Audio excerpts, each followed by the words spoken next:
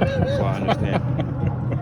Steve, I was gonna say I was old, so you start laughing. No, I got it. It's cool. Steve said you just need to get your legs under you, and Yeah, it looked yeah. like your shots were short last night, which is certainly normal for legs, right? Is that Yeah, but my legs felt good, and I think I was so excited I was long, so then I was trying to guide it more so to shoot it. But felt real good. Seeing a lot of things and making the reads on time on target. Usually you're a little too early or too late. So timing was better than I expected. Defensively, it was right on par where I expected. So still have some steps to take, but feel good. Draymond said that loss stung more than anyone in recent memory. Did you get the same sense?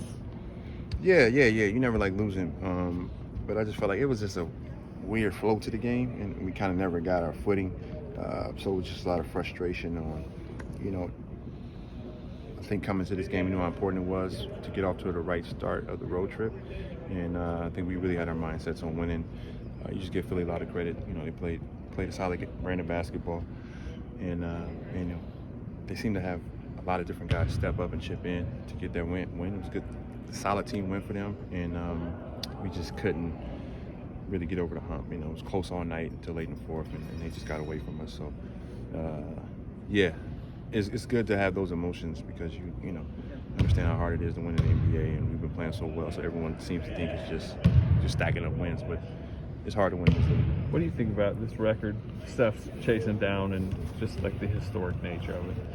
Yeah, that's just a part of the new league. Is you narrative everything is a narrative, and then just how you write it up and how many views it gets. So I think you kind of take away from the essence of the game sometimes. So it's a huge accomplishment. I think we're holding it in the right regard from that angle, but every game is just like we're trying to make it. Everyone's trying to capitalize off the moment, and I think it's kind of taken away from his moment. You know what I mean? Mm-hmm. So it's like you got to do it tonight so we can record it, so we can take it and monetize it. And it's just kind of the new age basketball phase we're in right now. So it'll happen. It's just let it happen when it's supposed to, not rushing it or not forcing it, and letting it happen organically, and let him enjoy his moment and add up another 1,000, I guess, or however many he'll have. Probably get to 4K. Yeah, he'll get a bunch, and then when it's all said and done, just embrace his career and what he's done and how he's changed the game. Can you sense how important it is to him? I don't know. I think he wants to win the game first. Like I said, we're trying to make it more about the moment, but when you look at the greats or the greatest, you look at a guy like Michael Jordan, he wasn't trying to chase something except winning. He was like, I'm going to chase as many wins as I can and chase as many rings, and then he knew it was like, I'm better than everybody else. I put in work ethic, and everything else is going to happen the way it's supposed to. And I think he's been having that approach. Like, he's upset that we lost more so than he didn't make 10 threes.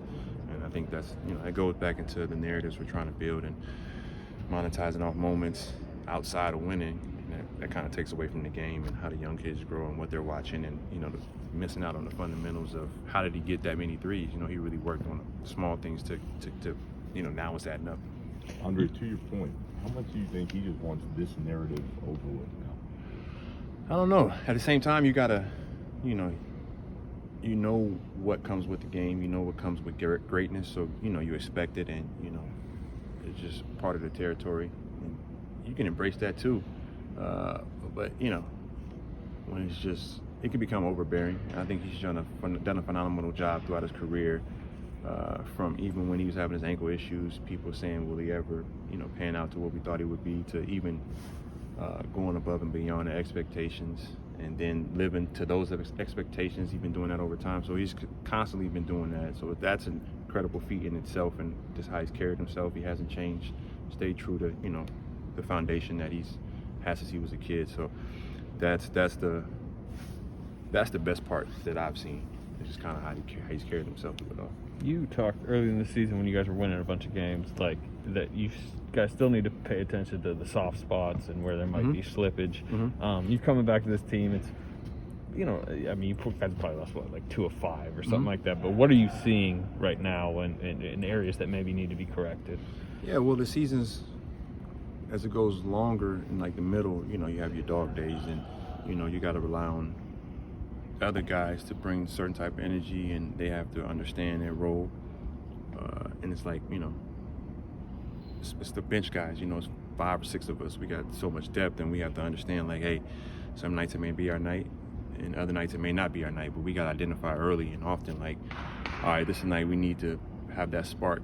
You know, we got to go out there and get the lead, or we got to kind of bring that energy. So that's a small piece of it, you know, and even the nights the ball's not going in, how do we still win the game? You know, can we change our game from, you know, we shoot a lot of threes. You know, nights is not going in. How do we get to the foul line more than we normally do? Or can we identify, you know, getting Wiggs more touches in the paint? Or even a guy like Otto, who's, you know, 3-point shooter, but he has a few other intangibles that he can bring to the table. And trusting that if we're not making shots, just other things we can do. And even if that doesn't work, you know, we exhausted all measures and we put our best foot forward, and we were high IQ with our approach to the game. Andre, Steve said that all the veterans came out okay from last night, and he expects them all to play tomorrow, including Steph. It sounds like he had been considering with the back-to-back, maybe resting. How taxing is the rest of this trip with 2 back-to-backs? And for guys like you and Steph and Draymond, is playing all 4 realistic, or is there a need over the long haul to pick your spots? I mean, you know, it goes back to, let me take the positive view. It's just part of the schedule. You know, like I talked about MJ earlier, you know, he pretty much played 80, 81 games a year, even, you know, 39, 40 last 2 years with the Wizards. And, so he looked forward to going out there competing every night. So we try to do that as best as we can. And, you know, we found a little, you know, we stole a little cheat code. You know, one team used to kind of measure out how they would play certain guys throughout the season to keep them fully fresh going into the playoffs and making finals runs. And, you know, we kind of stole that blueprint, but we were making too much money, so we tried to change the rules from that aspect. But it's just a part of the game, and you adjust accordingly, and everybody's got to be ready to play because, you know, kind of the way the schedule's set up. How's your relationship with Jordan Poole going? Jordan's my man. We had a great dinner last night. We were chatting about a few different things, but probably gotten closest to him since I've gotten back, and you know, one of those relationships that, you know, will last the next, you know, 40 years or however long I'm on Earth. Could be next week. If I can, fucking around. if I ask a quick follow-up, just how much do you relish that sort of mentor role with a guy like him? I think it's more just, you know, building those relationships,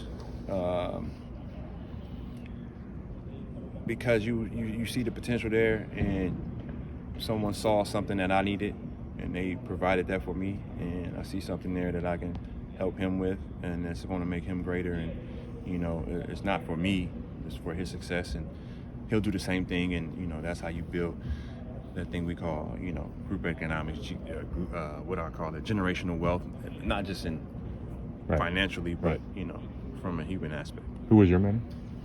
Here, Aaron McKee. Yes, Aaron McKee, Kevin Ollie, Mark Jackson from Philly, the other Mark. Right. Corliss Williamson, who I watched at the game last night. Did you see Mark Jackson? I did not know he was at the game. He's doing pre and post for. Yeah, he does. Yeah, I had some really good vets, so, you know, appreciated that. Thank you. Thanks, Appreciate John. it.